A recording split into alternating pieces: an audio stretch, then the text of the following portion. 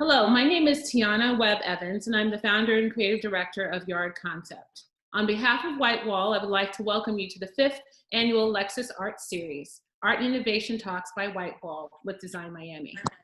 And to our panel today, post-pandemic, what will change for young designers? We're looking at our current and future reality in relation to the ongoing pandemic and what it means for emerging talents entering the field. I would love to welcome our panelists today. We have Brooklyn-based designer Katie Stout, who subverts utilitarian forms and function to create an experience that challenges the threshold of what is comfortable.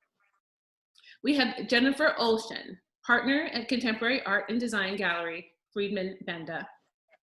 Misha Kahn, a designer whose work has been described as a parallel for a creative wonderland. And Dina Satti, Brooklyn-based ceramic artist who has a keen interest in how ritual objects affect our day-to-day experiences. Welcome, everyone. So to get started today, we're talking obviously about 2020, which has been a momentous year for all of us in some bad ways and some good ways. And with that in mind, we would love to know what your new normal looks like in respect to your creative and studio practices and gallery practices. So Dina, do you want to start? Sure. Hi, everyone. Thank you so much for having us today. What I would say is I think a shift that I'm feeling and a lot of people that I talk to in the art world are feeling is that we're moving from the global focus more into like a localized focus. So I see the pandemic pushing us really to think of collaborating a little more personally. So, in my field and in my world, as you know, Tiana, I like to travel back home to East Africa, and every year I kind of connect with communities there and think of ways to collaborate. And I had all these plans kind of rolled out for this season, and COVID put a halt to that. But the hidden gem really is that I started to really think of who in my community is here that I can work with. So I think COVID, if you think of the positive aspects, kind of pushed a lot of artists to not look so far.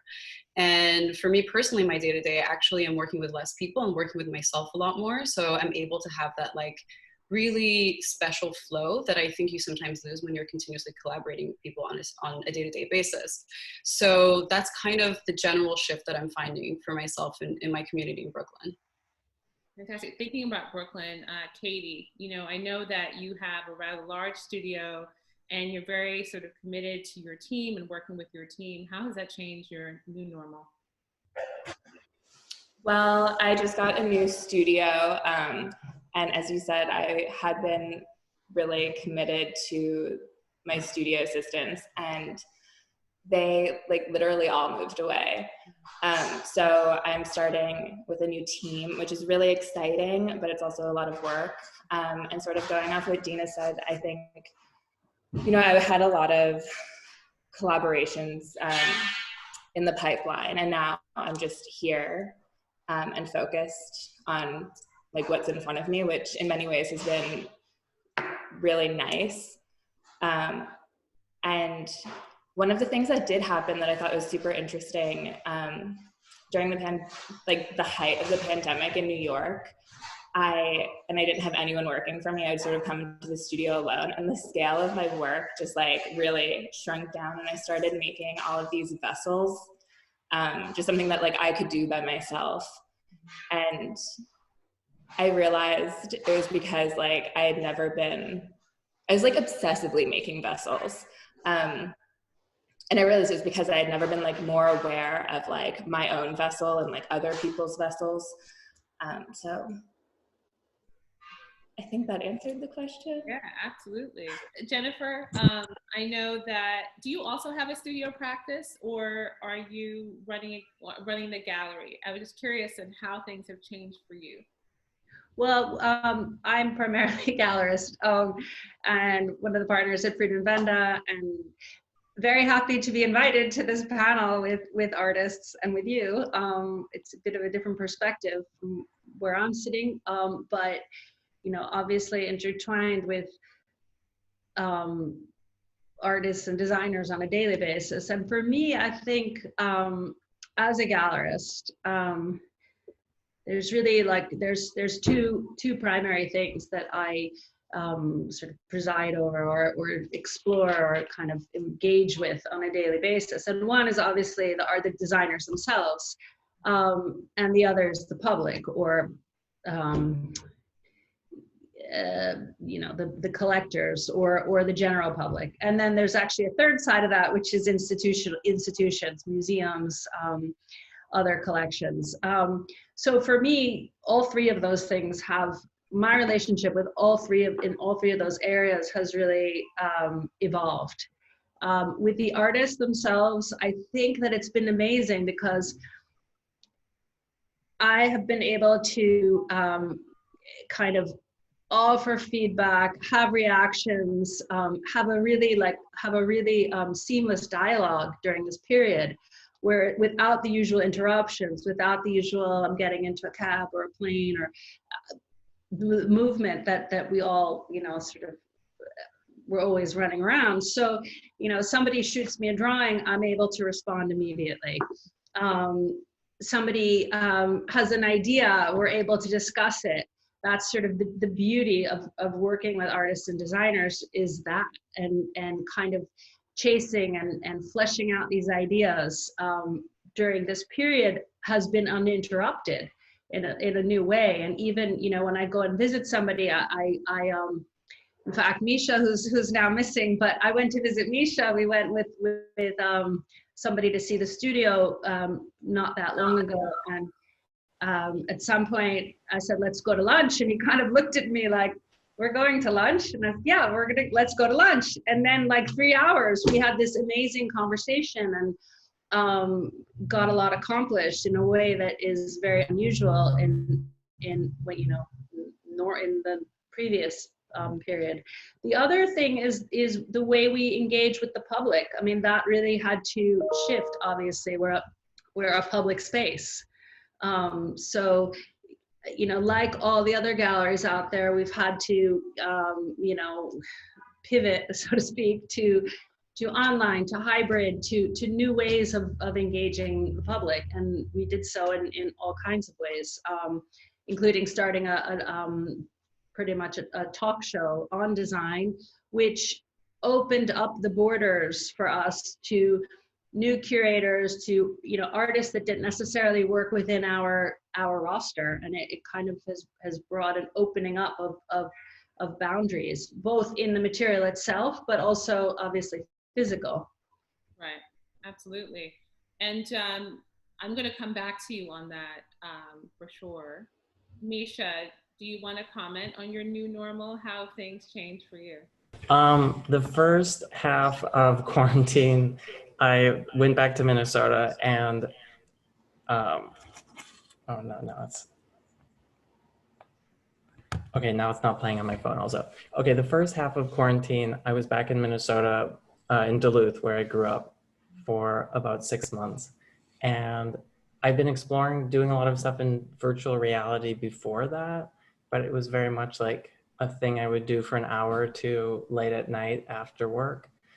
And so it was kind of cool to really dive into that and just like sink into spending endless hours in a weird computer void, and kind of get more creative with what could come out of that and what I could build with it and how to sort of use those non-existent sculptures to become real. And then I think because the shutdown just has, and going into it, you thought it was going to be a few weeks, and then 6 months go by. And obviously I was so sick of doing digital things that then getting back into the studio, where now I've been back for a couple of months, I have kind of like a renewed enthusiasm for just like taking any material that's lying around on the floor and like slopping it together. Because I feel like it was a bit torturous to be like removed from making things for so long. So it's been nice to kind of go on this like weird ebb and flow experience. And how has the relationship between the digital and the material sort of influenced each other in your new body of work?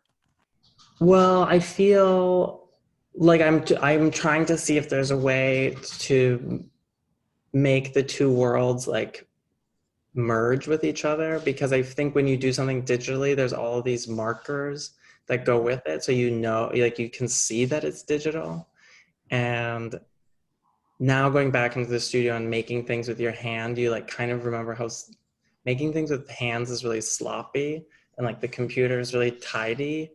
And so I feel like I've just been putting a lot of energy and like seeing how much how close they can get to each other, because it feels like a weird limbo territory. Right. Is that an answer? Yeah, no, totally an answer. I mean, your work is definitely otherworldly in itself. So it's just like, it seems like you're pushing further into this liminal space, which is pretty exciting. Katie, I just want to pivot to you really quickly.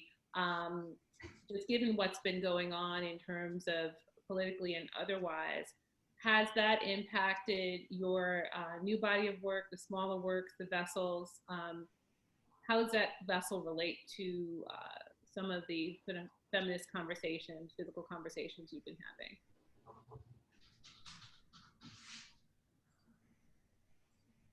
Oh, unmute. I guess like where so much of the conversation has been about people's bodies and like BLM and like women's rights to like control whether or not they get an abortion. And I think all of that ties into it. I think that when I'm making things, I don't like totally have like those words in my head. It's more of like this intuitive trance, I think. And so I don't really know what something means until like after it's done and like I've had space from it. But yeah, I definitely think the vessels fold into like the larger conversation that, you know, our country has been engaging in. Now, has the quiet and isolation sort of amplified that intuitive space for you? Yeah, I think so. You know, I don't know if, like, Misha, I know we've talked about this before, but it sort of got to a point in my studio where I like spent a lot of time managing people and not as much time as I wanted actually making things and like doing the creative work. And I felt like so fragmented, which I'm now realizing is probably why I was like jabbing fragments of things into the vessels.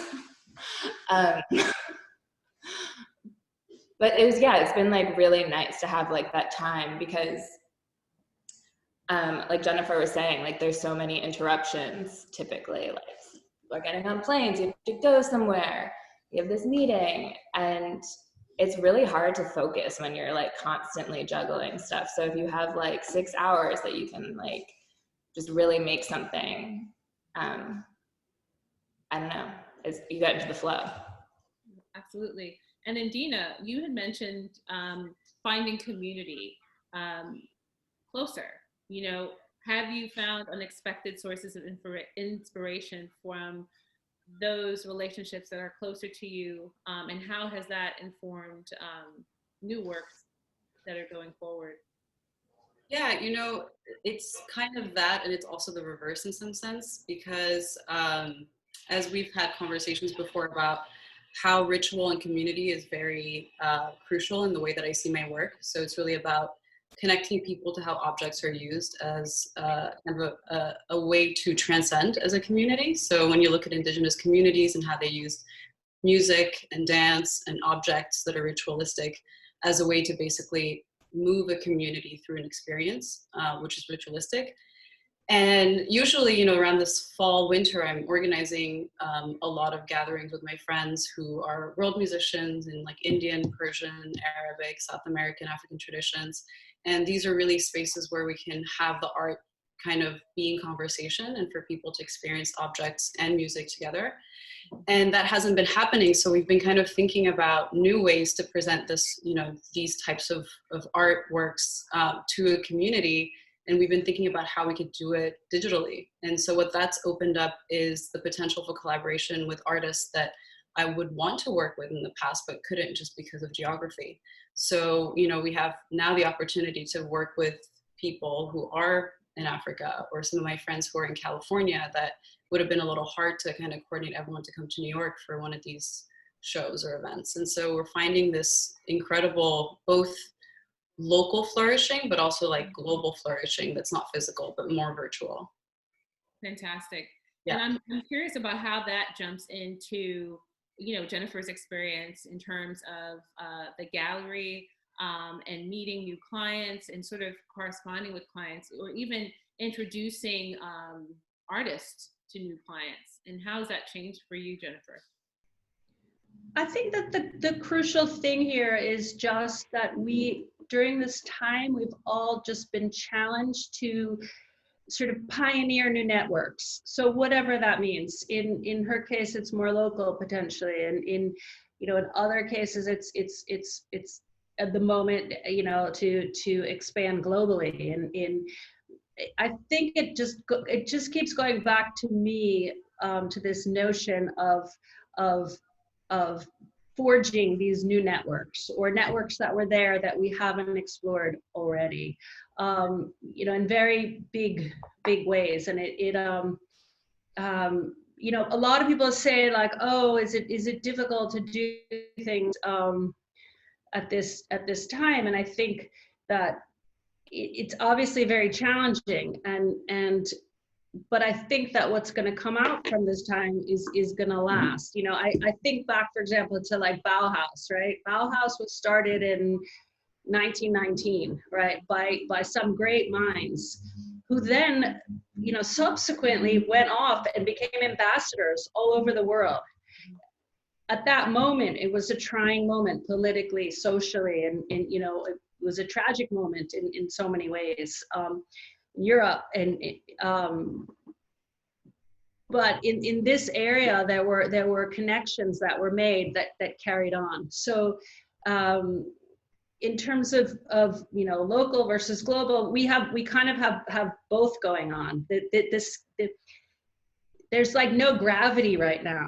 The scale of relativity doesn't exist. You know, I found myself, you know, it's interesting that Katie said that she finds herself making smaller things, and I have other artists and designers that I work with that find themselves, you know, drawing cities, and I'm you know, surprised because they usually make glass, or they, you know, it's a very interesting boundaryless moment. I think that if we explore some of those ideas afterwards, there will obviously be an adjustment, you know, a reality adjustment at some point, but this moment of dreaming and is very interesting.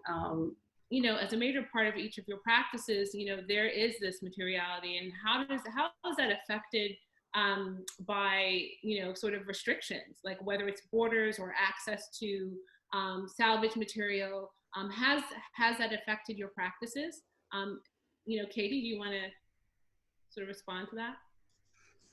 Yeah, well, everyone became a ceramicist over COVID, and so like all of the like the clay shops are just like totally back ordered, which I think is super cute. So that's one thing. Yeah, I mean, I was doing a residency at like Founderia Battaglia in Milan, like a bronze and glass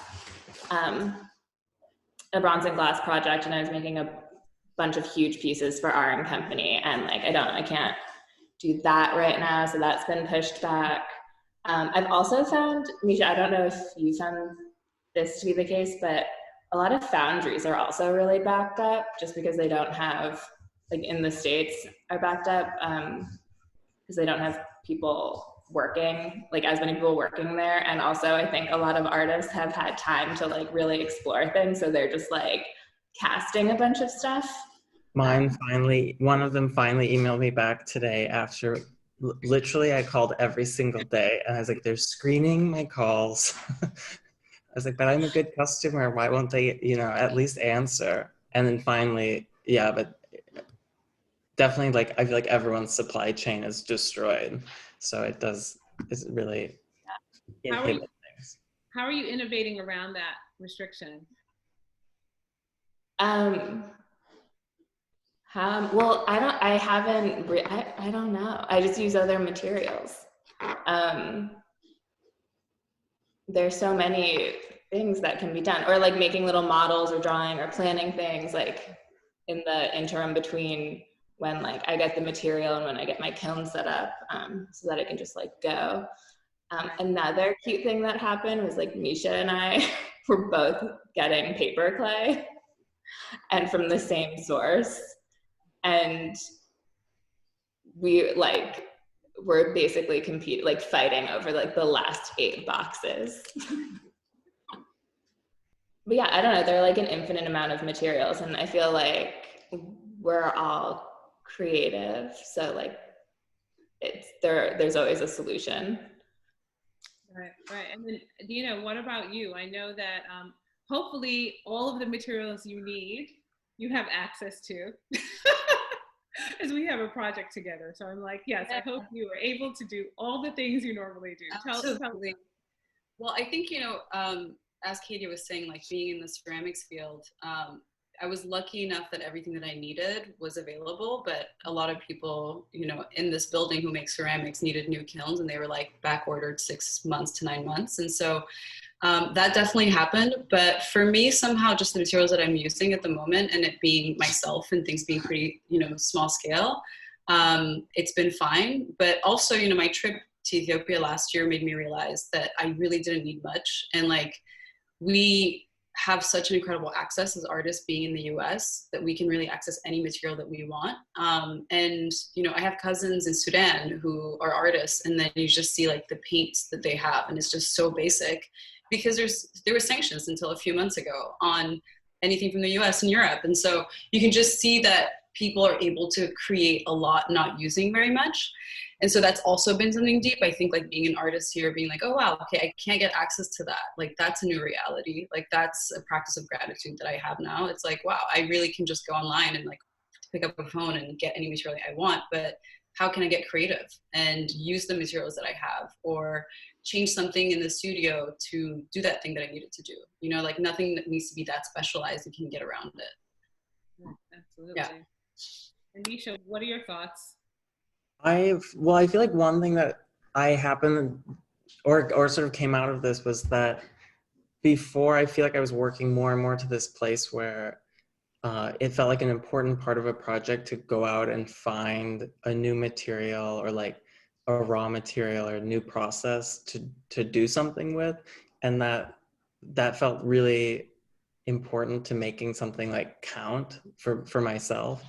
And having the sort of facility taken away to do that was sort of liberating, to be like, it's actually okay to just use the things that are lying around your studio, like whatever's here. And it was a way that I made so much work before, just using trash and really cobbling together odd household materials. So like, for instance, in my parents' house, I was thinking like, oh, I could do some of these sewn things again. And I had all this leftover silk that had come back from the show in Dallas, because they were supposed to, we were going to make new covers because it was going to move to another museum. And so I had like tons of silk and all of this fiberglass. And so I was just sort of experimenting, like sewing these things in my parents' dining room. And I think a year before I would have felt like I should talk to the best fabricator who like does, like find the new material and like do all of this research, and that there was like a proper method to make a good product, and actually being ingenuitive with what you have is fine, and people will appreciate it, hopefully. Hopefully. Are there any other sort of big lessons that, I'll leave this open, that you guys have learned in terms of the last few months that you plan on taking sort of into the future? Like, I know that you're being innovative, but is there any of that newness, or actually, sort of, going back to the origins of like what you're doing, like what Misha was saying with, fabrics that were at home, or Dina, with, you know, using methodologies that are ancient, or, you know, Katie going back to sort of the origins. Are you taking any of that into the future? What does that look like?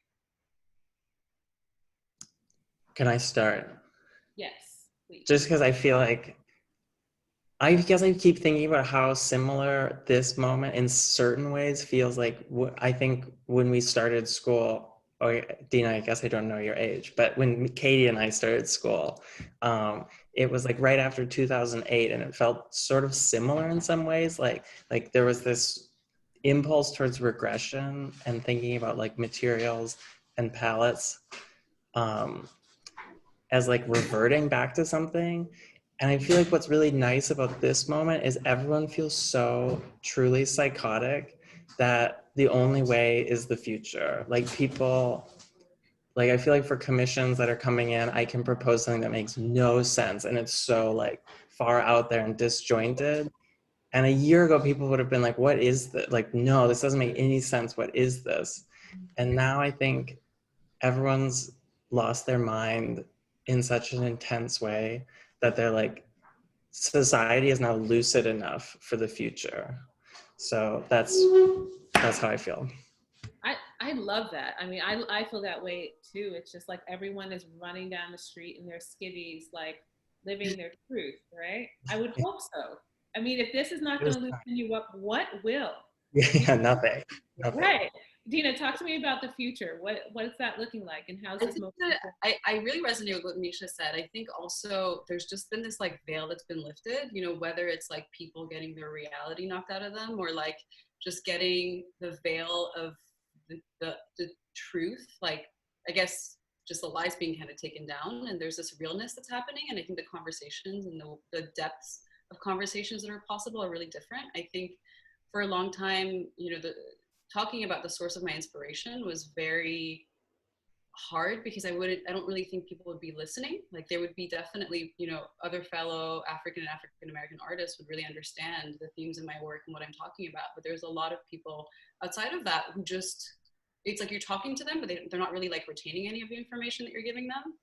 And I think after this year, people are actually listening. And so it's like not only the source of inspiration has changed, but also people's receptiveness to it has changed. So I think that there's conversations on a level communally and just in society that are possible, that are much deeper, you know? And I think people are starting to collect the vocabulary and the understanding that will allow them to kind of be able to engage with art and these art practices on a deeper level, you know? I always think of this like, it's I forget where the tale is from, but it talks about the different levels of understanding. And so it's like, you know, to the common man or the peasant, the sun literally is God. And to the king, the energy of the sun is God. And then the high priest understands that the sun is symbolism of the divine. And so I feel like art can be kind of consumed on these different levels, and people sometimes really just get stuck on the literal. And so I see like these other levels being opened up. Absolutely. Well, on that note, I hope that this moment and this conversation will provide a platform for discovery and excite some of the people who are visiting Design Miami and engaging with Whitewall magazine. And I want to thank you all for spending time with us, and hope to see you in person soon.